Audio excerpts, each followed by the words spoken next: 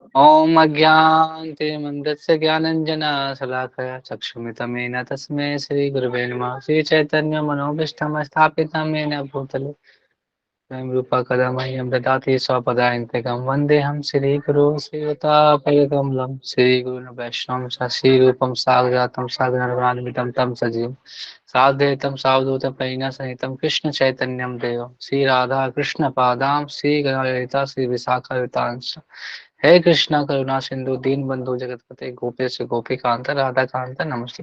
तप्त कांचन गौरांगी राधा वृंदावनेश्वरी विश्वानुसुते देवी परमामि हरिप्रिय वांछा कल्पतरुभ्यश्च कृपा सिन्धुभ्यश्च पतितानां पावनेभ्यो वैष्णवभ्यो नमो नमः।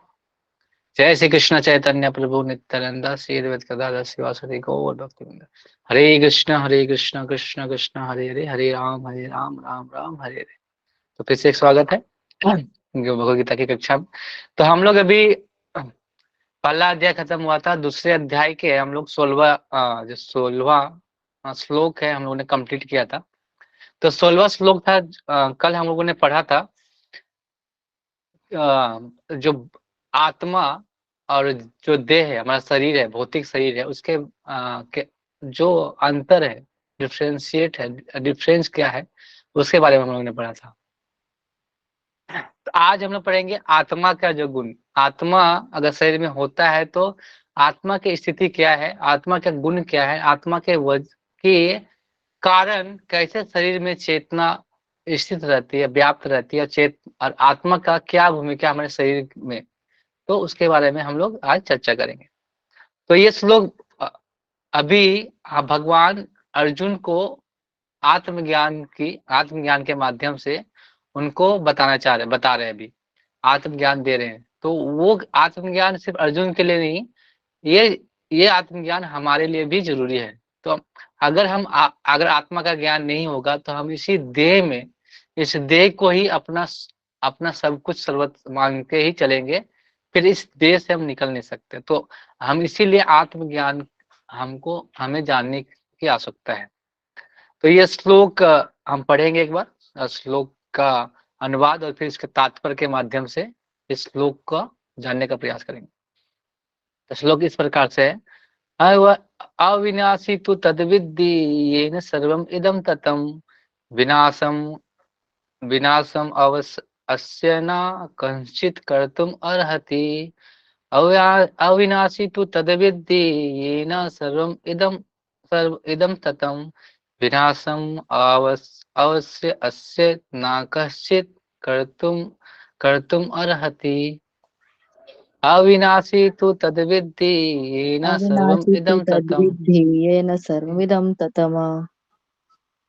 आगे पूरा श्लोक पढ़िए। विनाशमव्ययम्।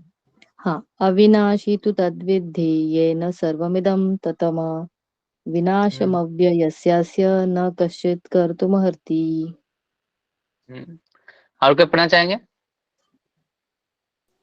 अविनाशी यस। तु तद्विद्धि येन सर्वमिदं ततं विनाशं व्ययस्यास्य न कश्चित् कर्तुमर्हति। ओके, और कोई? ठीक है, तो हम इसका अनुवाद लेते हैं। अनुवाद में क्या बोल रहे हैं? जो सारे शरीर में व्याप्त है उसे ही तुम अविनाशी समझो। उस अवयी आत्मा को नष्ट करने में कोई भी समर्थ नहीं है। तो यहाँ पे शरीर का बात नहीं हो रहा है, शरीर के अंदर जो चीज व्याप्त है उसके बारे में बात हो रहा है। तो यहाँ पे क्या बोल रहा है कि अविनाशी है, मतलब डिस्टर, मतलब उसको, मतलब क्या कर सकते हैं, वो अविनाश नहीं करते, विनाश नहीं कर सकते, मतलब उसको नाश नहीं हो सकता। तो वो अविनाशी है, और उस अव्ययी आत्मा को नष्ट करने में कोई भी समर्थ नहीं है। मतलब आगे के श्लोक में आएगा कि आत्मा कि कैसे आत्मा को कभी हम लोग मार नहीं सकते हैं, उसको छिद्र नहीं कर सकते, उसको सुखा नहीं सकते। आगे के श्लोक में आएगा। तो अभी वो बता रहे हैं कि आत्मा को कोई भी मारने में, मतलब उसको नष्ट करने में कोई भी समर्थ नहीं है। तो समर्थ इसलिए नहीं है कि वो आत्मा, क्योंकि आत्मा हमेशा न मरती है, न मृत्यु आती है, न जन्म न मृत्यु, उसका कोई, वो हमेशा से है और व्याप्त है, हमेशा रहेगा। इसलिए वो व्याप्त है, मतलब हमेशा से है। और कहाँ पे है?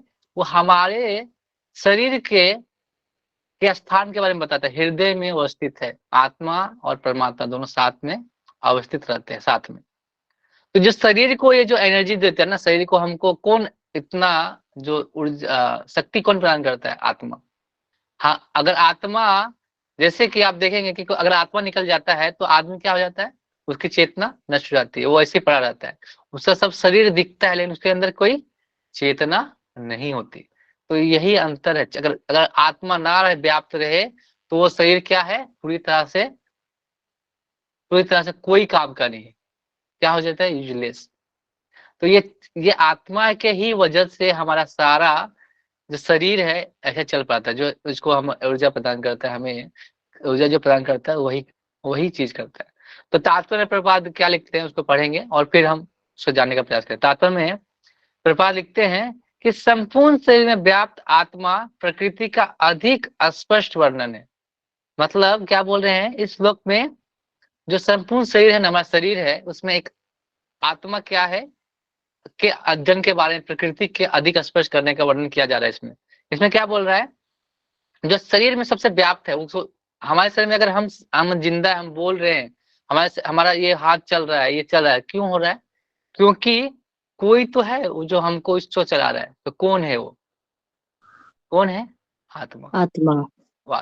हाँ, आत्मा हमारे शरीर को ये एनर्जी प्रदान करता है, ऊर्जा प्रदान करता है। नहीं तो आप देखो। प्रभु जी, हाँ। अभी अ, आत्मा जो है वो सूक्ष्म हम्म। शरीर जैसा, मतलब हमारा जो बॉडी है वो बॉडी जैसा हम्म। दूसरा सूक्ष्म शरीर दिखता है। हम्म।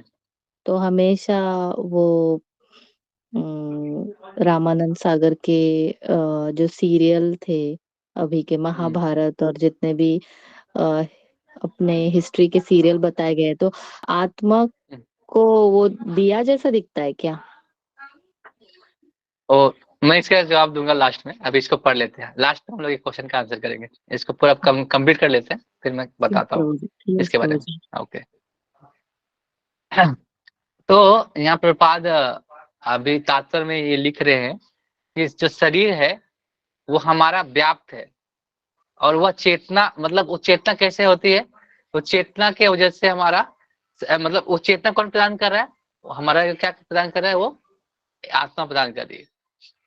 एक सेकेंड रुपये, एक सेकेंड।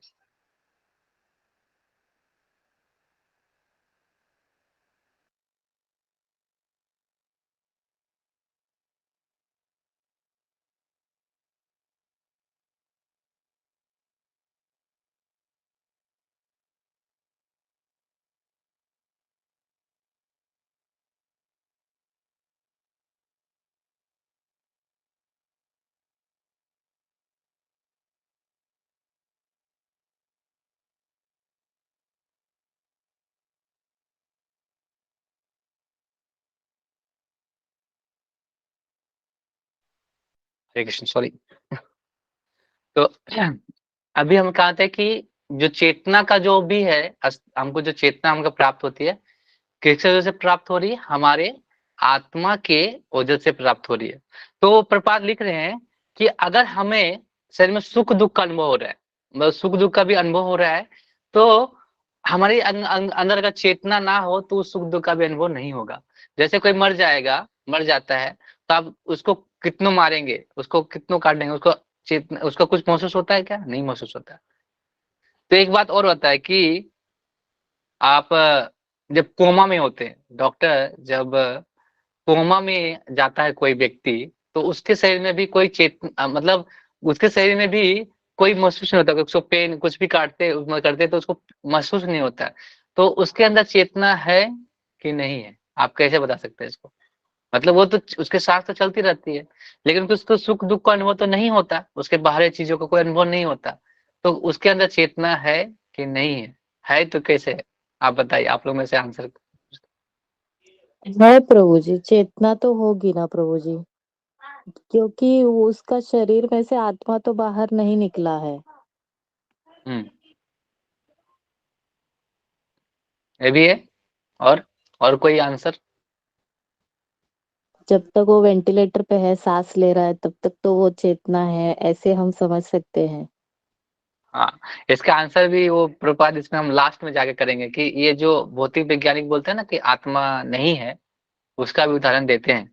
तो इसका प्रपात ने बोला ना कि सुख दुख का अनुभव होता है, तो मतलब उस अगर वो तो सोया हुआ है ना, उसको तो सांस है, तो उसको उसको भी सुख दुख का अनुभव नहीं आता है, तो उसके में आत्मा है कि नहीं है, ऐसा मैं पूछ रहा हूँ। मतलब वो जब वो पूरा उसके कहाँ क्या लगा रहता है, फिर वेंटिलेटर लगा रहता है, उसको कुछ महसूस नहीं होता, उसको आप जाके मारिएगा भी तो महसूस नहीं होता है, फिर भी तो उसके अंदर चेतना है कि नहीं है, ऐसा मैं पूछ रहा हूँ। पर प्रभु जी, सपोज टू अभी कई लोगों को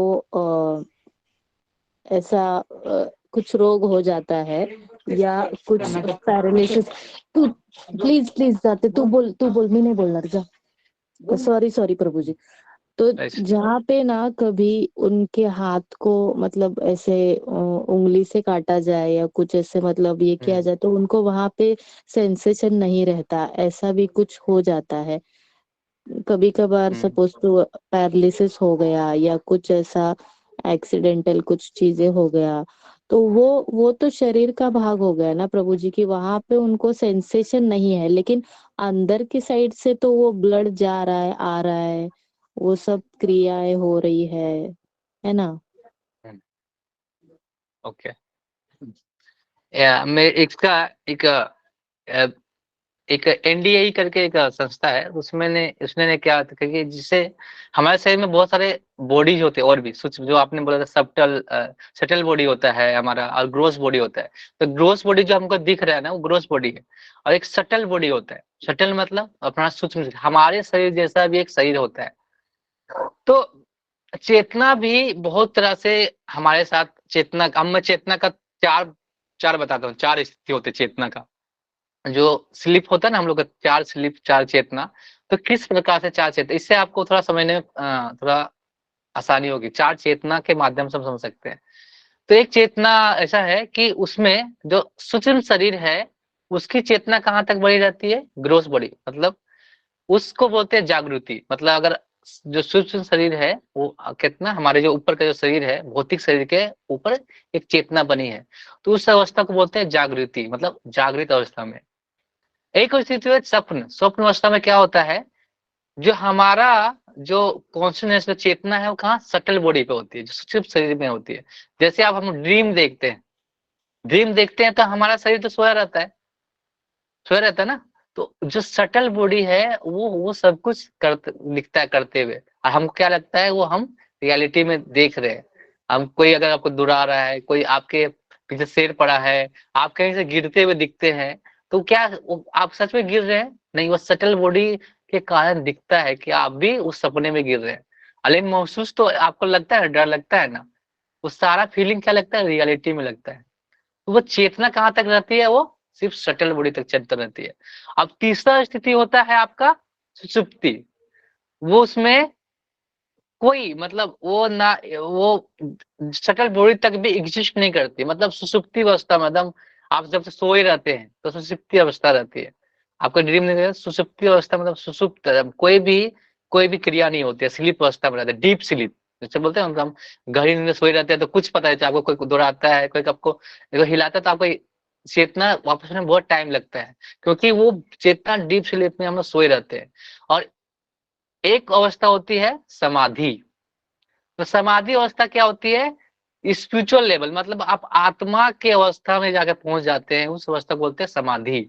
तो ये चार अवस्थाएं मतलब आत्मा के जो चेतना के अनुसार बोलते हैं। तो अगर हम जितना ज्यादा क्या होंगे, अ, आत्मा के अंदर अगर बाहर जाते जाएंगे तो उसकी चेतना की जो अवस्था है बदलती जाएगी।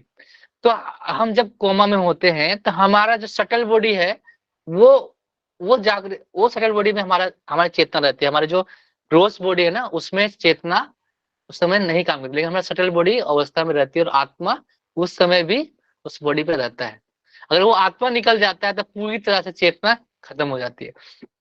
तो आप बताओ कि आत्मा, तो हम लोग ने पढ़ा है ना कि हमारे अंदर क्या होता है, ऑक्सीजन होता है, हम लोग सांस लेते हैं तो हमारा हृदय काम करता है, और हृदय की वजह से हमारा शरीर क्या होता है, शरीर में चेतना फैलता है। तो आत्मा इसमें क्या भूमिका निभाता है, तो भगवान भी इसके बारे में मतलब प्रभुपाद भी इसमें लिखते हैं कि लेकिन जो भौतिक विज्ञानी सोचते हैं कि जो लाल रक्त कणिका, जो लाल रक्त होता है ना, रेड ब्लड सेल बोलते हैं उसको, तो उसके चलने से ऑक्सीजन जाता है हृदय में और पंप करता है और वो हमारा शरीर में सारे जगह पे चेतना व्याप्त करता है। लेकिन ऐसा नहीं है। उस लाल रक्त जो कण है ऑक्सीजन को, उसको एनर्जी कौन प्रदान करता है? आत्मा। आत्मा के वजह से ही वो ये जो लाल रक्त कणिका आपने हमारे शरीर में पूरी तरह से बदलते हैं, वो भौतिक विज्ञान नहीं मानता है। तो इसीलिए अगर मान लीजिए अगर वो आत्मा निकल जाता है तो रेड ब्लड सेल तो आपके अंदर भी है, अंदर ही अवस्था में रहती है, आपके बाहर तो नहीं निकाला गया, लेकिन फिर भी आपका शरीर नहीं चल पाता। क्यों? क्योंकि आत्मा ही सारी चीज को शक्ति प्रदान कर रही है।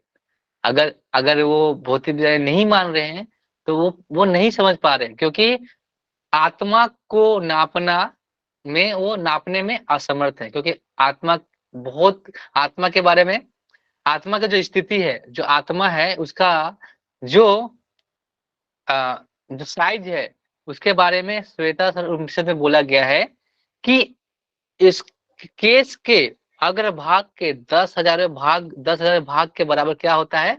उस आत्मा का साइज होता है। तो हम जैसे देखते हैं ना कि एक चीज को हम देख नहीं सकते, मतलब छोटा छोटा कण को हम नहीं देख सकते, हमारी उतनी क्षमता नहीं है, क्योंकि हमारे पास इम्परफेक्ट सेंसेस है। तो हम उस आत्मा को कैसे देख सकते हैं? वो कितना है? अपने सर के बाल निकालिए, उसकी जो टिप है, टिप के 10,000 भाग के बराबर होता है। तो आप कैसे देख सकते हैं? तो वैज्ञानिक को नहीं मिलता कि वो असमर्थ है, इसलिए क्या बात बोलते हैं, उनको नहीं मानते हैं। लेकिन वो आत्मा हमेशा व्यवस्थित रहती है। अगर आपके शरीर में चेतना है तो आत्मा के वजह से ही वो शक्ति प्रदान हो रही है। जिस दिन आत्मा निकलती है बस शरीर क्या हो जाता है? जैसे आप देखेंगे, आप एक और उदाहरण से समझ सकते हैं कि कोमा में जो व्यक्ति रहता है और जो मरा हुआ व्यक्ति रहता है, अगर आत्मा निकल जाती है जो मरा हुआ व्यक्ति में, तो कुछ दिनों के बाद सड़ने लगता है। लेकिन कोमा में जो व्यक्ति है तो उसका सड़ता नहीं है, क्योंकि उसके अंदर आत्मा अभी भी स्थित है। आप देखोगे कि कोई मरता है ना तो कुछ घंटों में ही सड़ने लगता है, अगर आत्मा निकल जाती है। तो आत्मा अगर वो शक्ति नहीं होगी तो वो शरीर जीवित नहीं रह सकता। वो शक्ति का पार्ट ही, एनर्जी का पार्ट ही है। अगर एनर्जी ही नहीं तो वो शरीर कैसे चलेगा? इसीलिए आत्मा हमेशा चेतना को बढ़ाए और व्याप्त रखने का काम करती है। उसके बाद बोलते हैं, तो इसमें श्वेताश्वतरोपनिषद में एक श्लोक का जो है, बालग्रस्त भागस्य सतदा कल्पितस्य भागो जीवस्य विज्ञेयः सा चान अनंताय कल्पते। यदि बाल के अग्रभाग को 100 भागों में विभाजित किया जाए, फिर उसमें से प्रत्येक भाग को 100 भागों में विभाजित किया जाए, फिर प्रत्येक के भाग को माप के आत्मा का परिमाप है। मतलब एक बाल को लीजिए, उसका टिप कीजिए, उसको 100 भाग में बांटिए, फिर 100 भाग में बांटिए, फिर उसका आत्मा का परिमाप उतना है। मतलब डायमेंशन उसका निकालिएगा तो आत्मा का परिमाप मिल जाएगा। तो आपको निकालना है तो आप कर सकते हैं। आपने एक बाल लीजिए, उसको 10,000 भाग काटिए और फिर देखिए वो आत्मा का साइज आपको दिख जाएगा, तो वही आत्मा का साइज है। तो आपने जो बोला कि ज्योति के रूप में हम दिखाते हैं कोई आत्मा को, ये पॉसिबल ही तो नहीं है प्रभु जी। हम पॉसिबल कर नहीं ही है ना? नहीं सकते। हम कर ही नहीं हाँ, सकते ऐसा। जब कोई कर सकते हैं तो बोल रहे हैं, मतलब आत्मा को देखने की इच्छा है तो हम बता रहे हैं। तो आत्मा, हम लोग को जो हम लोग सीरियल वगैरह में देखते हैं ना, जो कि आत्मा का जो वो शरीर दिखाता है वो सूक्ष्म शरीर होता है, सटल बॉडी दिखाता है, जो हमारे ही शरीर के जैसा हूबहू होता है। तो आप लोग सोचते होंगे ना कि नर्क में हम लोग जाते हैं ना, नर्क तो कौन जाता है? आप बताइए ना, जो नर्क जाता है वो कौन जाता है? आत्मा तो शुद्ध है, वो तो कंटामिनेटेड नहीं है, वो तो स्पिरिचुअल है, वो तो नहीं जाएगा। पाप तो आप कर रहे हैं ना। तो आत्मा आत्मा नहीं जाता। आत्मा के हमारा जो शरीर होता है ना, हमें शरीर प्राप्त होता है, उससे सटल बॉडी जैसा हमें शरीर प्राप्त होता है। और हम जो अगर नर्क स्वर्ग का जो भोगते हैं वो हमारा सटल बॉडी। आत्मा कुछ नहीं, आत्मा क्या आपके शरीर में घुसेगी, वो एनर्जी प्रदान करने के लिए हमेशा नया शरीर ढूंढती है। जब तक आप मुक्त नहीं होंगे तब तक वो नया शरीर नहीं ढूंढ पाते। जैसे एक एक टाइम पीरियड होता है कुछ चीज का, आपका शरीर का, तो शरीर का टाइम पीरियड है, आत्मा का नहीं। जैसे कि आप बोतल खरीदते पानी का बोतल, तो आपने उसमें एक्सपायरी डेट लिखा रहता है, उसका किसका एक्सपायरी डेट होता है पता है आपको? कौन बताएंगे? एक बोतल खरीदते हैं जो पानी का, उसमें एक्सपायरी डेट लिखा रहता है, किसका रहता है बताओ आप? पानी का, नहीं, पानी का एक्सपायरी डेट नहीं होता है, बॉटल का। उस बोतल का एक्सपायरी डेट होता है। लेकिन हम लोग सोचते हैं कि उस पानी का नहीं, पानी का नहीं, उस बोतल का एक्सपायरी डेट होता है। तो हमारे शरीर का भी एक्सपायरी डेट है, आत्मा का नहीं है। आत्मा तो हमेशा शुद्ध अवस्था में हमेशा रहती है, तो उसको शुद्ध अवस्था में रहती है, और वो हमेशा आध्यात्मिक है, वो कभी भी कॉन्टेमिनेटेड नहीं। तो हम कितना, तो हम जब कभी भोग गया होता है ना, जो स्वर्ग की भोग कर रहे हैं, नर्क का, तो ये सटल बॉडी, सूक्ष्म शरीर है, वही जाता है, और जो भी कर्म है उसको भोगता है, और वो फिर वो उसका मतलब शरीर प्राप्त है। जैसे नर्क भोगना है तो उसका शरीर अलग शरीर प्राप्त होगा, आपको स्वर्ग भोगना है तो अलग शरीर प्राप्त होगा। तो उस सूक्ष्म शरीर के, वही सूक्ष्म शरीर हमें जाता है और उस अवस्था को भोगता है। तो हम लोग सोचते हैं चलो ठीक है, तो हम पाप करेंगे तो हम तो भोग ही नहीं रहे, हमारा शरीर बॉडी भोगेगा। तो ऐसा नहीं है, तो वो आत्मा सब कुछ क्या करती है, वो रखती है याद, और भगवान वो सारा वो गणना रखते हैं। लेकिन आत्मा को सब पता रहता है कि आपने क्या किया प्रेरणा, लेकिन वो हमें चेतना के रूप में नहीं दिखाता। जैसे बहुत का चीज है जो हम लोग सपने में देखते हैं, वो बहुत बहुत पहले, मतलब लगता है कि बहुत पहले हम लोगों ने जी चुका है। आपके जीवन में कभी हुआ है कि सपना? मेरे पास तो बहुत हुआ है। मेरे को एक एक दो चीज ऐसा हुआ है कि मुझे पहले दिखाई दे दिया है कि मैं यहाँ जाने वाला था। कभी किसी हाँ, के साथ हुआ है ऐसा? यस यस प्रभु जी, एक्सपीरियंस ये हुआ है? हो गया है। यस यस प्रभु जी, ये हो गया है। हाँ, एक्सपीरियंस हुआ होगा, मेरे को बहुत बार एक्सपीरियंस हुआ है। मेरे को लगता है कि मैंने, वैसे कभी लगेगा कि मैं यहाँ पे आया हूँ, मैं यहाँ पे पहले ही आ चुका हूँ, हम सपने में पहले ही देख चुके हैं। तो जो शटल बॉडी हमारा, वो जब हम सोते हैं तो हमारा वो अलग अलग जगहों पे घूमता है। तो ये हम देखो, हम क्या है, साइंस नहीं मानती आत्मा को, क्योंकि वो उसको नाप नहीं सकती, लेकिन पर वो हमारे कुछ एक्सपीरियंस कनेक्शन से होता हम। है? सॉरी सॉरी प्रभु हाँ जी, हाँ, इंटरप्ट किया। ऐस, वो कुछ हाँ कनेक्शन होता है क्या प्रभु जी, पिछले जन्म का और ये जन्म का, ऐसा जबकि हाँ, हम कनेक्शन सेटल होता है बॉडी ना। में है, सेटल बॉडी में अभी। बहुत सारा चीज कनेक्शन होता है। बहुत सारे चीज ऐसे हम जब मन में रखते हैं तो उसके थ्रू एक पिक्चर से बनते हैं, वो भी है। और बहुत सारी चीज जो हम जीवन में देखते हैं, वो पिछले जन्म और अगले जन्म के, जो आगे कुछ होने वाले बहुत लोगों को दिखता है। बहुत लोग ऐसे भी हैं जो आगे का देख सकते हैं, मतलब आगे का क्यों देख सकते हैं, बहुत लोगों के दिमाग में वो चीज चलता है। जैसे मेरे साथ बहुत बार हुआ है, इसलिए मैं बता रहा हूँ कि मेरे को कभी कभी लगता है जैसे कि मैंने यहाँ पे पहुंचा हूँ, और मैंने वो चीज पहले ही देख चुका हूँ, मैं यहाँ पहले ही आ चुका हूँ। ऐसा, ऐसा माता जी प्रभु ये कुछ मेरे बोल रहे हैं? साथ जी, मैंने बोला कि ये चीज जो है मेरे साथ फ्रिक्वेंटली होती थी, बहुत ज्यादा होता था। हम्म और वो चीज हम्म लकीली ये होता था कि ये हो जाता था, ये बात सच हो जाती थी। और ऐसा मतलब हम्म लिटरली मैंने देखा है, लिटरली वही चीज होती थी जो मैं देखा। लेकिन उसके बाद जो है मैंने इसका प्रैक्टिस छोड़ दिया, क्योंकि मैं उससे बहुत ज्यादा परेशान होने लग गई थी। तो सबसे हम्म लेट जो मतलब बहुत ज्यादा एक हुआ था, 2006 में हुआ था कि I have seen my neighbour was, he was in army, उनका बेटा। और मैंने उनको देखा था कि वो ब्लैक कमांडो की ट्रेनिंग के लिए असम के जंगलों में जा रहे हैं, हम्म जबकि मुझे बिल्कुल नहीं पता था कि उनकी पोस्टिंग इस वक्त कहाँ पर है और कहाँ नहीं। और वो जिस ट्रक से उनको लेके जाया जा रहा है, एंड वो उसके एज पे बैठे हुए हैं और वो पीछे गिर जाते हैं। एंड फिर ऑल ऑफ सडन मैं उनको हॉस्पिटल में देखती हूँ। एंड मेरे को 4 दिन के बाद ही मुझे मालूम चला कि दैट वो जो है हॉस्पिटल में है, उनके साथ यही सब हुआ है। And he is in Assam. ये तो जो था हम्म ये बहुत ज्यादा। और ऐसे मेरे साथ ऐसे कम से कम मुझे बहुत अच्छी तरह से, जो क्योंकि ये मेरे अपने लोगों के साथ ही हुआ था, तो मेरे को अपने लोगों के साथ, आसपास के लोगों के साथ ही हुआ था। तो मतलब ये इतना था कि मेरे का, लेकिन इससे जो होता है ना, जो आगे की चीज देखते हैं, तो जो देखता है ना उसको बहुत परेशानी होती है मेरे हिसाब से, क्योंकि मैं बहुत हम्म, परेशान रहती थी। ओके ओके, ठीक है। हम इसे यही है, तो सबके जीवन में कुछ ना कुछ एक्सपीरियंस है। तो हम इसी एक्सपीरियंस के वजह से समझ सकते हैं कि हाँ, हमारे शरीर में आत्मा है। हमें किसी को मतलब ये एक्सपीरियंस सबको, मतलब बोलते हैं ना साक्षात्कार, ये सबके साथ हो गया है। तो हमें किसी कोई अगर आके आपके बोले कि हम आत्मा नहीं, हम हम केमिकल बॉन्डिंग से बने हैं, हमारा जो हृदय ऐसे चलता है, तो हम कैसे कर सकते हैं? हमारे साथ ऐसे ऐसे एक्सपीरियंस हो चुके हैं, तो हम कैसे मान सकते हैं? तो हमें कभी भी कोई ऐसे बोले तो हमें बात करना चाहिए, बोलना चाहिए कि ऐसे एक्सपीरियंस हुए हैं, तो क्यों आत्मा है या नहीं।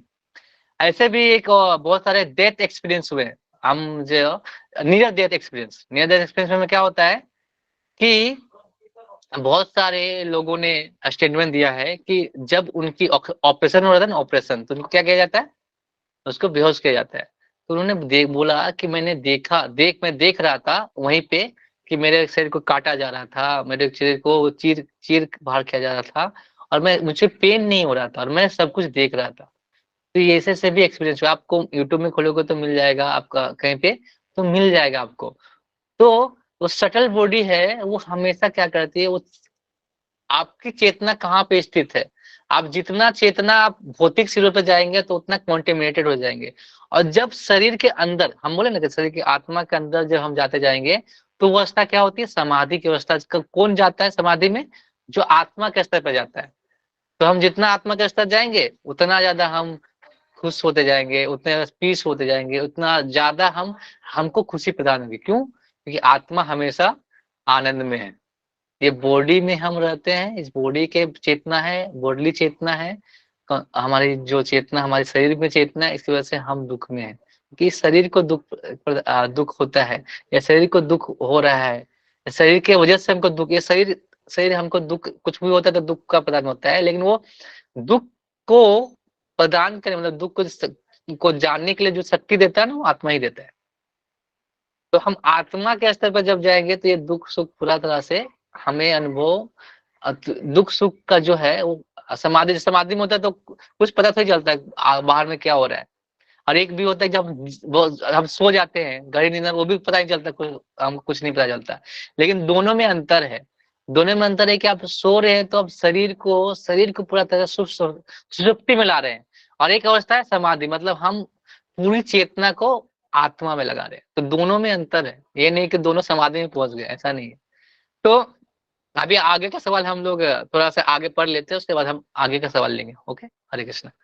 तो आगे हम लोग जानेंगे कि यहाँ पे प्रपात बोल रहे हैं कि इस प्रकार का आत्मा प्रत्येक कण भौतिक परमाणु से भी छोटा है। मतलब आप जो हम लोग परमाणु की बात करते हैं ना, परमाणु हम लोग बोलते हैं ना कि एटम जो होते हैं बहुत छोटे छोटे, उससे भी छोटा है हमारा जो आत्मा है। तो हम जब एटम को ही नहीं देख पाते हैं। अब एक इसमें मेरे को एक आया, मेरे को बहुत अच्छा सा एक क्वेश्चन आया। जैसे लोग बोलते हैं ना, जो हम लोग मान लेते हैं, साइंटिस्ट बोलते हैं कि जो एटम है उसमें प्रोटॉन है, न्यूट्रॉन है, इलेक्ट्रॉन है, लेकिन उन्होंने एटम अभी तक भी देखा नहीं है, लेकिन फिर भी हम मानते हैं कि एटम है। और हम जब बोल रहे हैं कि आत्मा है और इतने सारे उसके प्रूफ है, फिर भी हम नहीं मानने को तैयार आत्मा है, तो बेवकूफ कौन है? हम बोल रहे कि नहीं, साइंस ने बोला है, वो भी अनुमान लगा के बोल रहा है। और हमें शास्त्र में साक्षात्कार भगवान खुद बता रहे हैं कि हाँ आत्मा होता है, हम मानने को तैयार नहीं है। तो बेवकूफ कौन है? हम है। हम क्या है? हम क्या बातें मान रहे हैं? अनुमान प्रमाण को मान रहे हैं, अनुमान को मान रहे हैं, उसको जो पता नहीं, इम्परफेक्ट सेंस है, जो हमें सेंस हमारा जो अच्छा से हम कुछ एक आगे का देख नहीं सकते, आगे मतलब हम ज्यादा तो देख नहीं सकते, सुने, तो उसको हम मान रहे हैं। ठीक, हम उसको अगर उसको मशीन बनाए हैं देखने के लिए, लेकिन मशीन बनाया कौन है? हमने बनाया। तो हम तो अपूर्ण है, तो मशीन पूर्ण कैसे हो सकता है? तो उस आत्मा को हम कैसे देख सकते हैं? तो सब वो देखना संभव नहीं है। तो हमें क्या करना पड़ेगा? शास्त्र ने जो बोला है उसको मानना पड़ेगा। नहीं तो आप फिर घूमते रहेंगे, फिर वही आप अपने आप को एटम खोजते रहेंगे, अपने शरीर को मॉलिक्यूल्स और केमिकल बना हुआ मानते रहेंगे, और वही वैसे ही अपना। अरे हम बोलेंगे हम बंदर से आए हैं, तो हाँ हम बंदर से आए हैं, तो बंदर से आए तो सब बंदर हो गए हम लोग। तो एक बार हम बंदर से नहीं आए, आप लोग लोग बोलते हैं बंदर से, हमारे हाँ, पिछले ये तो बंदर के नहीं थे। पूरा मानव है जाति कि बंदर से आए बोलते हैं। हाँ, तो लोग जो बंदर के ऐसे आए हैं वो बंदर जैसा करेंगे, वही इसलिए बंदर जैसा उनका सोच है। तो उनको कुछ कर नहीं सकते हम। तो बंदर, अगर हम बंदर से आए, सबसे पहला क्वेश्चन होना चाहिए कि अगर बोले कि हम बंदर से आए हैं, तो एक बात बताना है, एक ही क्वेश्चन पूछना है उनको कि हम सब बंदर से आए, तो इतने सारे बंदर बचे क्यों फिर, और बंदर से मानो क्यों नहीं बन जाए। हमारे देखो वृंदावन में बहुत सारे बंदर हैं, बहुत जगह सारे बंदर हैं, तो बंदर मानो कब बनेंगे फिर, कब समय आएगा उनका, सबसे पहला क्वेश्चन है। बंदर ये मानो सबसे कब पहला क्वेश्चन है, सही में। कब बनेगा। सबसे, अब वो बोल रहे हैं ना कि बंदर से हम आए हैं, तो ये बंदर से मानो कब बनेंगे, कितना साल लगेगा, ये पूछना पड़ेगा ना उनको। तो सबसे बड़ा क्वेश्चन यही है कि हम लोग सवाल का खाली हम सुनते हैं, हम जवाब सवाल नहीं पूछते। तो सवाल पूछने का ज्ञान कब आता है, जब हम अपने फिलोसफी और शास्त्र को पढ़ते हैं, तब ज्ञान आता है, हाँ ये तो गलत है। बहुत सारे चीज साइंटिस्ट लोग बोल दिए कि हम चंद्र पर, हम पहला सबसे बड़ा एक और है कि चंद्र, हम साइंटिस्ट का भी बता रहे हैं तो भी बताते हैं, भौतिक विज्ञानी लोग कितने पागल है, हमको कितना पागल बना रहे हैं। उन लोग बोलते हैं कि हम चांद पे गए हैं, तो चांद पे सबसे पहले मानव गया था 1969 में। उस समय ना कंप्यूटर था, ना चिप था, ना इतना टेक्नोलॉजी आगे था, नहीं था ना, इतना टेक्नोलॉजी आगे नहीं था। लेकिन अभी तो इतना टेक्नोलॉजी आगे है, लेकिन हम अभी तक चांद पे क्यों नहीं जा पाए, सबसे बड़ा सवाल है।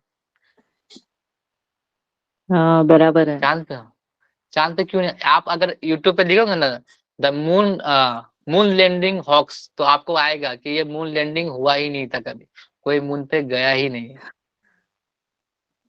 अब मतलब अभी ज्यादा बोल नहीं सकते क्योंकि यूट्यूब पे जाएगा वीडियो, इसीलिए मैं ज्यादा बोलूंगा नहीं, लेकिन उसमें बहुत सारा कुछ दिया हुआ है, जितने भी लोग थे उसमें, उसमें उनको आप पढ़ोगे तो बताया गया है कि उनको ऐसे मार दिया गया है, ऐसे करके, ओह। तो कुछ साक्षी नहीं बचा।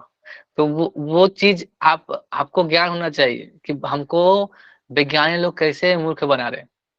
और प्रभु जी अब वो मैं, जो हम्म बड़े लोग, जो कुछ बड़े लोग हैं ना, उनको बोला गया है कि आपको चांद पे हम जगह देंगे, जमीन देंगे, लैंड। हम्म हाँ हाँ, मतलब ये वो तो वो वो और ही और हम पुलिस हम थिंग।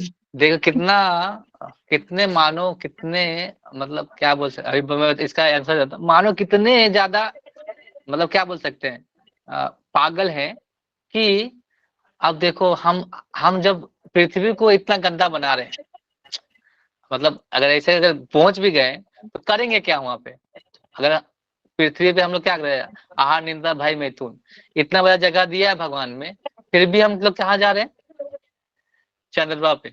चंद्रमा पे जाके क्या करना चाहते हैं, फिर वही काम करेंगे। तो फिर हम चंद्रमा पे जाके फिर क्या फायदा होगा बताइए, इससे फायदा है क्या हमारा, नहीं। तो वहां पे तो, झाड़ी भी नहीं, तो कुछ नहीं है वहां पे प्रभु जी। हाँ हाँ, आहार ने, वो क्या है, एक ऐसे होता है ना कि एक सपना दिखाया, उसको सपना बेच रहे हैं। एक हम्म। एक नेटवर्क मार्केटिंग के लोग होते हैं, वो क्या बोलते हैं, सपना बेचते हैं। वो जैसे होता है ना कि एक गाड़ी लेके आएंगे, बोलेंगे साइकिल पे आएंगे और मर्सिडीज का सपना दिखा के आपको आपको दे हम्म। आपको ज्वाइन करके चले जाएंगे। तो ऐसे लोग हमारे साथ हो रहा है।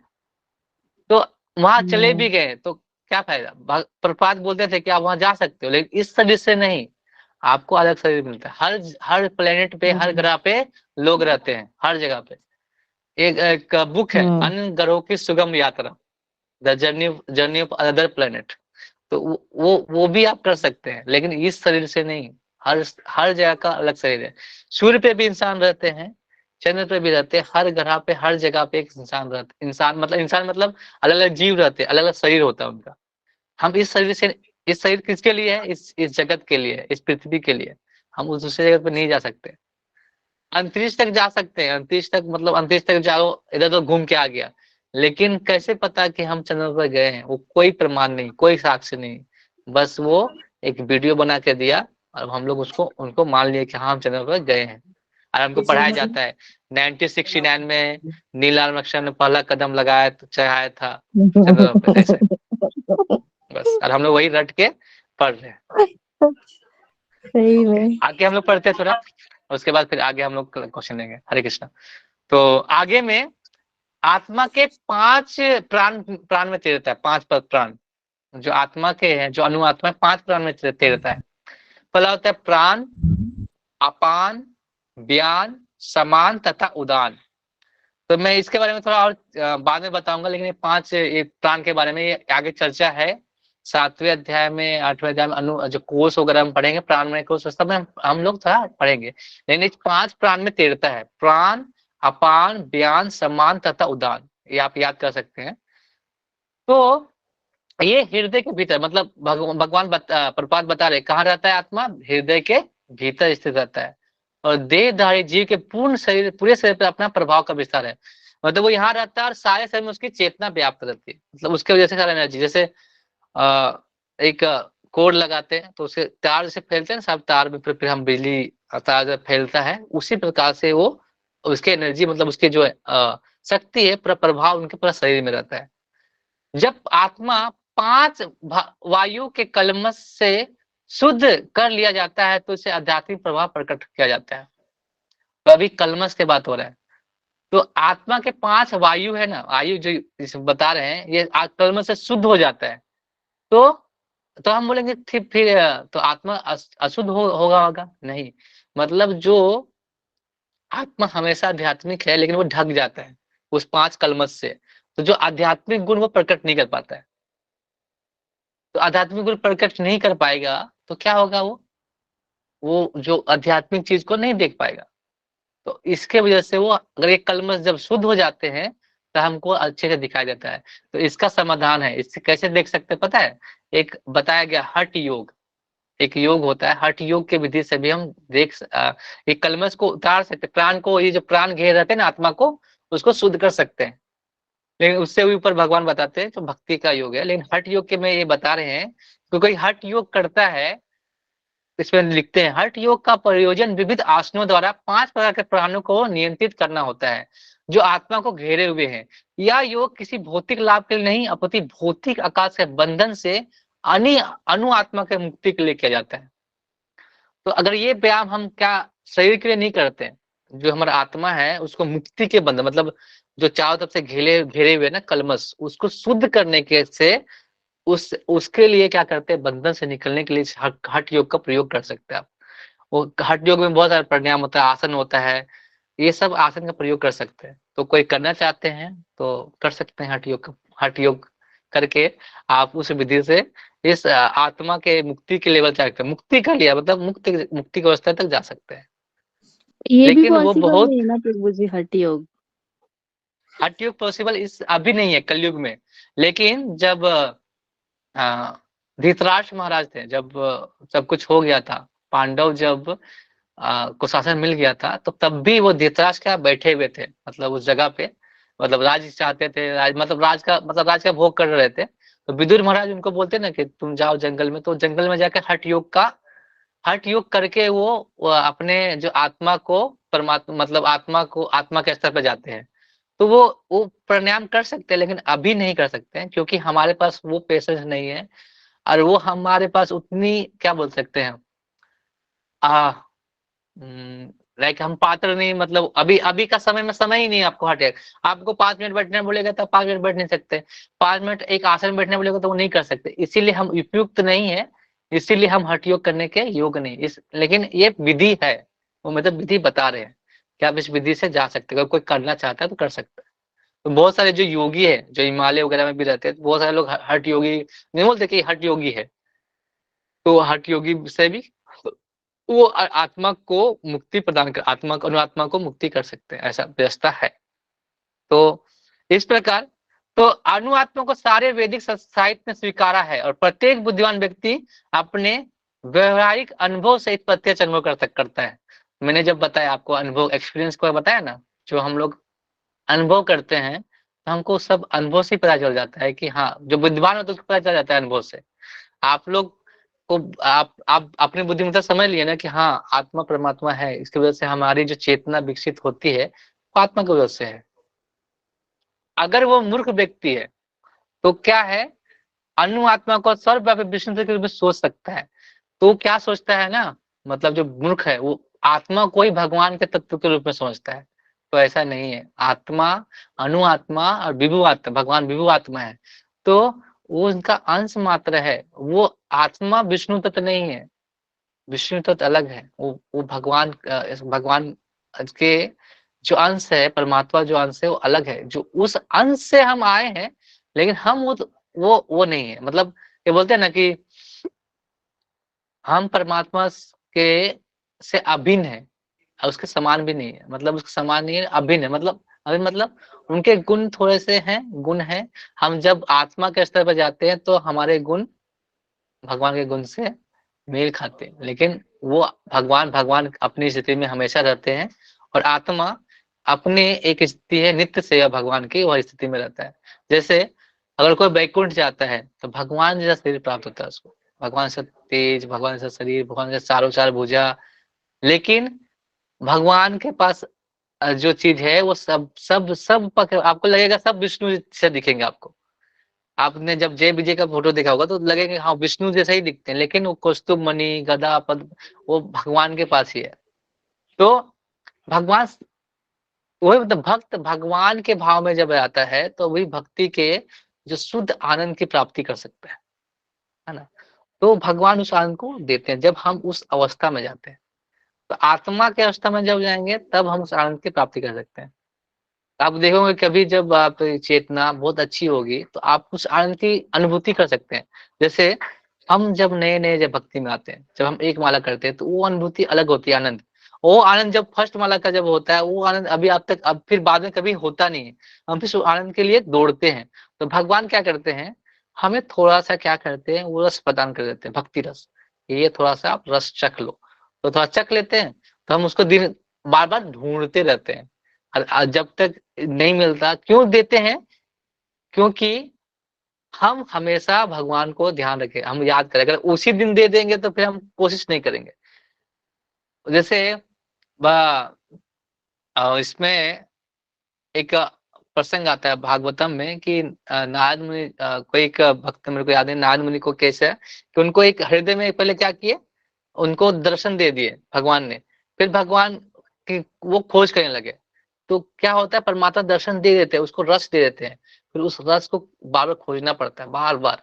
तो हमको भी थोड़ा रस मिलता है जब हम शुरू में भक्ति में आते हैं, जब फर्स्ट माला करते हैं। लेकिन वो हमेशा हम फिर उसको ढूंढने का प्रयास में हम लोग धीरे धीरे भक्ति में आगे बढ़ते हैं। तो भगवान क्या करते हैं, टेस्ट रहता है, टेस्ट उसको खोजते हैं। तो आत्मा के बारे में मुंडक उपनिषद में भी दिया गया है कि आत्मा का जो स्थान कहाँ पे है, हृदय में, हमेशा हृदय में रहता है। और वहीं पे परमात्मा भी अवस्थित रहते हैं, साथ में दोनों अवस्था में रहते हैं। तो परमात्मा से जो एनर्जी पाता है आत्मा देता है, आत्मा सारा एनर्जी क्या करता है, शरीर में व्याप्त करता है। तो क्योंकि भौतिक विज्ञान इस अणुआत्मा को माप करने में असमर्थ है, अतः उनमें से कुछ अनुभव करते हैं आत्मा है या है ही नहीं। तो व्यष्टि आत्मा तो निस्संदेह परमात्मा के साथ हृदय में है। इसीलिए सारी गतियों के साथ शक्ति शरीर के सही इसी भाग से उद्भूत है। जो लाल रक्त कण फेफड़ों से उछल ले जाते हैं वे आत्मा से ही शक्ति प्राप्त करते हैं। अतः आत्मा से इस स्थान में निकल जाता है तो रक्तोत्पादक संलयन बंद हो जाता है। औषधि विज्ञान लाल रक्त कणों की महत्ता को तो स्वीकार करता है, किंतु वह निश्चित नहीं कर पाता कि शक्ति का स्रोत आत्मा है। जो भी है, औषधि विज्ञान यह स्वीकार करता है कि शरीर की सारी शक्ति का उद्गम स्थल हृदय है। तो औषधि विज्ञान में क्या होता है कि वो लोग बोलते हैं कि रेड ब्लड सेल होते हैं, लेकिन वो निश्चित नहीं कर पाते कि वो शक्ति का स्रोत आत्मा है या नहीं है, क्योंकि वो माप नहीं सकते। तो वैज्ञानिक लोग क्या करते हैं ना कि जो चीज माप सकते हैं असमर्थ हो जाते हैं, तो क्या बोल देते हैं, है ही नहीं। तो फिर एटम कैसे है, एटम को भी तो अनुमान से माने। तो कोई भी उन लोग कुछ भी एक अपना एक एजेंडा क्रिएट करते हैं। तो होता है धोखा देने की प्रवृत्ति होती है हमारे में, तो वही धोखा देते हैं हमें इस अपने सिद्धांतों के माध्यम से। तो उस माध्यम से हम लोग क्या है, बेवकूफ बनते रहते हैं, क्योंकि हम अपने शास्त्रों को नहीं पढ़ते हैं। तो पूर्ण आत्मा ऐसे अनुकणों की तुलना सूर्य प्रकाश के कणों से की जाती है। इस सूर्य प्रकाश के असंख्य तेजमयी अणु होते हैं और इसी प्रकार परमेश्वर के अंश उनकी किरणों के परमाणु स्फुलिंग है और प्रभा या पराशक्ति कहलाते हैं। अतः चाहे कोई भी वैदिक ज्ञान का अनुगामी हो या आधुनिक विज्ञान का, वो शरीर में आत्मा को अस्तित्व को नकार नहीं सकता। भगवान ने स्वयं भगवद गीता में आत्मा के इस विशद विज्ञान का विशद वर्णन किया है। तो ऐसा नहीं कि जो वैज्ञानिक है उनको पता नहीं है कि आत्मा है नहीं, लेकिन वो क्या करते हैं, वो अगर वो आत्मा को मानेंगे तो फिर शास्त्र को मानना पड़ेगा, तो वो तो नहीं करना चाहते ना। शास्त्र को हमारे शास्त्र को मानना पड़ेगा। शास्त्र फिर हमारे जैसे जो हमारे जैसे बाबाओं के नीचे आना पड़ेगा, हमारे जैसे लोगों के नीचे आना पड़ेगा। तो वो नहीं चाहते, वो चाहते कि हम सबसे स्वर्गानी बने रहें। इसीलिए वो उसको मानने, वो जानते नहीं, मानने का प्रयास नहीं करते। जैसे अगर पूर्ण आत्मा का जो और अनुकण है, उनका यहाँ पे तुलना किया गया है कि सूर्य के जो किरण है, जो सूर्य के प्रकाश के कण में जो छोटे कण दिखते हैं, वो अणु आत्मा के समान है। और प्रकाश जो है भगवान के जो तेजोमय अणु है, उससे सारे कुछ निकल रहे हैं। तो इस शक्ति को बोलते हैं पराशक्ति। तो हमारे हम जो पराशक्ति के जो आत्मा जो है, वो स्फुलिंग जो है परमाणु के पराशक्ति में एक रूप में आते हैं, शक्ति कहलाते हैं। तो बता रहे हैं। तो इसमें हम समझ सकते हैं कि हमें अपने शास्त्रों के माध्यम से जो एक्सपीरियंस हुए हैं, अनुभव हुए हैं, उनको हमें क्या हमको समझना चाहिए कि ये है, सत्य है कि नहीं। हमें कभी भी कोई चीज ऐसे, कभी भी हमको कोई बता रहा है तो हमें क्या पता होना चाहिए, उसका रेफरेंस क्या है, उसका स्रोत कहाँ है ज्ञान का। उस ज्ञान को परखना चाहिए। नहीं तो आप कितनों भी शास्त्र पढ़े हैं, लेकिन आप अगर परख नहीं रहे हैं उस चीज को, कोई भी कुछ आकर बता जाएगा, हाँ बोले हाँ हम सही है। हम लोग क्यों अलग अलग अलग भटकते रहते हैं? क्यों? क्योंकि हम अपने जो शास्त्रों को नहीं पढ़ते, अपने शास्त्रों पे काम नहीं करते। तो इसीलिए भगवान ने भगवत गीता में कृष्ण भगवान ने अर्जुन को इस ज्ञान को प्रदान कर रहे हैं। क्योंकि अभी वो क्या कर रहे हैं, मोह में पड़े हुए। किस मोह में पड़े हुए हैं? आत्मा देहधारी को क्या मान रहे हैं, देह को अपने आप को क्या मान रहे हैं, सबसे उत्तम, देह ही सब कुछ मान रहे हैं। इसीलिए उसको भगवान उनको आत्मज्ञान दे रहे हैं कि ये शरीर है जो बार बार शरीर क्या होता है, परिवर्तन में होता रहता है। तो जो परिवर्तन में एक्सचेंज, जो चेंजेबल है, उसमें क्यों हम ध्यान दें। जो अनचेंजेबल है, जिसमें आनंद की प्राप्ति हो सकता है, उसमें ध्यान दें। तो अर्जुन को इसी के माध्यम से बता रहे हैं कि अपने सगे संबंधियों का मोह छोड़ो और तुम जानो कि तुम कौन हो। अपना जो सेल्फ जो होता है ना, सेल्फ इमेज, अपना जो इमेज है वो कैसे हम जान सकते हैं। तो अगर जब तक हम उस आध्यात्मिक स्तर पर नहीं जाएंगे, तो तब तक हम अपने जो स्वरूप है, स्वयं का जो इमेज है, वो नहीं जान सकते। आप मेटेरियलिस्टिक में कितना भी खोजने का प्रयास करें, आपके पास एबिलिटी है, हाई आईक्यू है, लो आईक्यू है, तो दोनों में आपको कष्ट है। दोनों में कष्ट है। लो आईक्यू है तो आप लूजर कहलाते हैं, हाई आईक्यू है तो हम बोलेंगे कि नहीं, हम बहुत कुछ जानते हैं। लेकिन जब अगर आप अगर जिंदगी में हुआ इनएबिलिटी, तो आप उसको सह नहीं पाते हैं, क्योंकि आप मेटेरियलिस्टिक चीजों से आप उसको समझने का प्रयास कर रहे हैं, आईक्यू को। लेकिन जो चीज हमारे अंदर, जो हमारा सेल्फ इमेज बनाता है, कौन बनाता है? आत्मा। जो चेतना हमारी जो है, वही हमारे साथ जो स्वरूप को बनाती है। तो हम जब जितने ज्यादा स्पिरिचुअल स्तर पर जाएंगे, उतने ज्यादा हम अपने आप को उस स्थिति में पहुंचा सकते हैं, स्थिरता की स्थिति में। तो आगे भी आएगा स्थिर प्रज्ञ कौन है। अभी भगवान ज्ञान दे रहे हैं आत्मा का, और स्थिर प्रज्ञ कैसे होना चाहिए उसका भी ज्ञान देंगे अर्जुन को। हरे कृष्ण। तो किसी का कोई सवाल है? आज ज्यादा किसी का कोई सवाल या कुछ कमेंट? आप लोग को क्लियर हुआ ना, ये आत्मा के जो स्वरूप गुणों के बारे में मैंने चर्चा की, वो कहाँ स्थित है। अभी आगे उसके गुण भी बताए जाएंगे, और कैसे स्थिति है, और हमारे साथ आत्मा का क्या मेल, मतलब हमारे क्या संबंध है, और आत्मा किस तरह से हमारे जीवन में कैसा रोल है, वो हम उसको समझ सकते हैं आगे के श्लोक में। आप बताइए, किसी का क्वेश्चन पूछिए। अभी यहाँ पे प्रभु जी आत्मा जैसे कि बहुत तेजस्वी है और बहुत ही मतलब प्योर है ना, भगवान का जो भी शक्ति उसको मिलता है। तो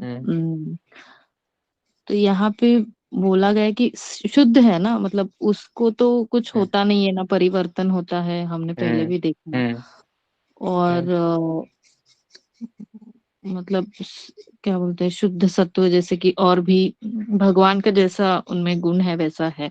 तो यहाँ पे हम्म एक बोला गया है, जबकि आत्मा हम्म को 5 वायु के कलमश से शुद्ध कर लिया जाता है, हम्म तो इसका आध्यात्मिक हम्म प्रभाव प्रकट होता है। तो हम्म आत्मा के ऊपर हमारा जो सेटल बॉडी है, तो वही हम्म शुद्ध होगा ना, क्योंकि प्राण अपान व्यान समान उदान, ये जो हम्म वायु है ये तो सेटल बॉडी हम्म में होते हैं ना, हम्म। नहीं होते। तो हो, ये जो प्राण के बात हो रहा है, तो ये आत्मा उनमें तैरती है, प्राणों के में तैरती है। तो इसको क्या बोल रहा है कि इसको कहीं जाएगा नहीं, वो उसमें अशुद्धता आई है, तो उसको कलमश जब अशुद्ध हो जाएगा, तो जो आत्मा में आध्यात्मिक चेतना है ना, आध्यात्मिक जो है वो चीज प्रकट होगी। हमेशा आत्मा में आध्यात्मिक अध्यात्म है, लेकिन प्रकट कब होती है, जब ये कलमश शुद्ध हो जाते हैं। जो कलमश है हमें जो दिख रहे हैं, वो जब शुद्ध हो जाते हैं तब उस अवस्था को हम देख सकते हैं। तो जैसे उदाहरण देते हैं ना कि अगर एक शीशा है, उसमें गंदा जो चिपका हुआ है, तो हम उसको साफ करेंगे तो आईना साफ में दिखेगा, आईना साफ दिखेगा। तो आईना तो हमेशा शुद्ध है, लेकिन उसके अंदर जो कलमश उसके चिपके हुए ना, वो एक चिपके हुआती है। तो इसीलिए हमको वो जो आध्यात्मिक चीज वो दिख नहीं पा रही है, जो हमको स्वरूप वो दिख नहीं पा रहा है। तो वही प्राण वो क्या है, उसमें वो जो चमक है, जो हम देख रहे हैं दर्पण में, तो उस पे कलमश बैठा हुआ है। आत्मा तो शुद्ध हमेशा रहता है, आत्मा हमेशा शुद्ध अवस्था में है, लेकिन जो कलमश की वजह से हम लोग देख नहीं पा रहे उस चीज को। तो वो तैर रहा है उसमें, प्राणों में तैर रहा है। इसके बारे में मैं थोड़ा चर्चा करूंगा, मैं कि उसको थोड़ा सा पढ़ना है, क्योंकि इस प्राण के बारे में मैंने ज्यादा पढ़ा नहीं। तो इस प्राण के बारे में पढ़ के मैं बताऊंगा इसके बारे में कि 5 प्राण क्या है। मैं पढ़ूंगा तो फिर क्या क्लियर हो जाएगा कि आत्मा किस किस प्राण में तैरते हैं। तो मैं इसके कल बताऊंगा, मैं एक बार पढ़ूंगा, और अगर मुझे कुछ मिलता है तो मैं शेयर करता हूँ। ठीक है, तो मेरे को पूरा मेरे को डीप अगर पता नहीं है अभी, तो मैं डीप थोड़ा पढ़ूंगा उसके बाद बताऊंगा। ठीक है, ओके। यस प्रभु जी, यस प्रभु जी, क्योंकि यस मैं क्या, यस। मैं क्योंकि एज्यूम क्योंकि क्या कुछ कर ऐसे रही बोल देने हूँ। से अच्छा नहीं है ना, कोई मैं कुछ बोल दूं ऐसे अच्छा, इसलिए मैं थोड़ा पढ़ूंगा इस प्लान के बारे में क्या है, उसके बारे में बताता हूँ। यस प्रभु जी, क्योंकि मैं क्या खुद खुद को मैं क्या एज्यूम कर रही हूँ कि हम्म हमारा ये ऊपर का बॉडी है, ठीक है। हम्म तो इसमें बहुत सारी चीजें चल भी रहे हैं, चलो मान लिया कि हम्म ये सब हम्म आ, रक्त खून हड्डी बिड्डी ये सब चल रहा है। हाँ, हम्म इसके अंदर और एक हमारा मन बुद्धि अहंकार का सेटल बॉडी है। हम्म तो वो तो हम्म हम कभी देखे नहीं है, और हम हम्म मतलब ये बॉडी छोड़ने के बाद शायद हम तब वही भौतिक चीजों से आसक्त होंगे, इसलिए हमको नेक्स्ट बॉडी मिलता है। पर हम्म उसमें भी मतलब वो कवर कवर है ना, उसका एक और भी एक बॉडी का कवर हम्म है। तो उसके अंदर आत्मा होगा, जो आत्मा होगी उसके ऊपर ये जो सेटल बॉडी का जो प्रभाव है, प्राण अपान व्यान समान उदान, ये अगर क्लीन हो गया तो आत्मा हम्म शुद्ध होती है, ऐसा तो कुछ नहीं है, क्योंकि आत्मा तो ऑलरेडी शुद्ध है, पवित्र है, हम्म वो हम्म सच्चिदानंद है, वो कभी हम्म मतलब रोती नहीं है, हंसती नहीं है, या कुछ भी ऐसा है नहीं। हम्म तो हम्म। ऐसा मैं एज्यूम कर रही नहीं, हूँ कि इसमें बस वो। इसमें इसमें इसमें एक वर्ड है, आध्यात्मिक प्रभाव को प्रकट करते हैं। मतलब उसमें आध्यात्मिक प्रभाव, आध्यात्मिक चीज है तब ना प्रकट कर रही है। तो आत्मा में आध्यात्मिक चीज है, वो कलमश के वजह से उसको प्रभाव को प्रकट नहीं कर पा रही है। तो जब हम हठ योग या कुछ योग वगैरह से करते हैं, प्राण को जब शुद्ध करते हैं, तो वो प्रकट करते हैं हमेशा। ये हम बोल रहे हैं ना कि आध्यात्मिक प्रभाव को प्रकट करती है, उसके पास होगा तभी ना प्रकट करेगी। मतलब उसके अंदर आध्यात्मिक चीज है तब प्रकट करेगी। तो प्रकट क्यों नहीं कर पा रही है, कि उसके बाहर में अशुद्धता है, मतलब प्योरिटी नहीं है, इसके लिए प्रकट नहीं कर पा रही थी। तो वो बता रहे, तो हम मैं प्राण के बारे में बताऊंगा, ये जो 4-5 हम्म, प्राण है ना, मैं कल एक बार देख हम्म, के मैं बताता हूँ इसमें क्या क्या चीज होते हैं, जी, तब मैं इसको ठीक। क्लियर हो जाता है थोड़ा। ठीक है, ओके। ठीक है, और ठीक है किसी का प्रभु, सवाल? हरि बोल। ओके, बहुत बहुत धन्यवाद। और कोई कोई? ओके। हरे कृष्णा। तो बहुत बहुत धन्यवाद क्लास में आने के लिए, और ऐसे ही बने रहिए। हम अगर रोज ऐसे सीखते रहेंगे तो हम ऐसे संग अच्छा रहेगा, तो आपकी जो आध्यात्मिक प्रगति हमेशा बनी रहेगी। तो क्या है कि अगर हम साथ में संग में अगर भक्ति करते हैं, कोई चीज पढ़ते हैं, तो वो ज्यादा प्रभाव डालती है। हम डिस्कस करते हैं, पूछ सकते हैं सवाल, आप कभी भी पूछ सकते हैं। मैं ऐसा नहीं कि ऐसे बहुत बड़ा ऐसे कुछ नहीं है, आप कभी भी मैसेज कर सकते हैं, पूछ सकते हैं। जहां तक मैं जहां तक समर्थ हूँ, मैं आंसर करूंगा। हरे कृष्ण। तो एक बार हम प्रार्थना करते हैं, मतलब प्रार्थना महामंत्र करके फिर समाप्त करते हैं। हमारा जैसे हमारी विधि है वैसे करके। और कुछ बोलना चाहते हैं कोई? नहीं। नहीं। Okay okay. हरे कृष्णा कृष्णा कृष्णा हरे हरे हरे, कृष्णा हरे हरे राम राम राम हरे राम राम हरे हरे। राम हरे हरे। राम राम हरे हरे। श्रीमद् भगवद गीता की जय। जय श्रील प्रभुपाद की जय। समेत भक्त जय बिंद की जय। हरे जय। जय। हरे कृष्ण। हरे कृष्ण। आप लोग को बहुत धन्यवाद। हरे विशेष कृष्ण। प्रभु की जय। हरे कृष्ण। हरे कृष्ण। हरे कृष्ण।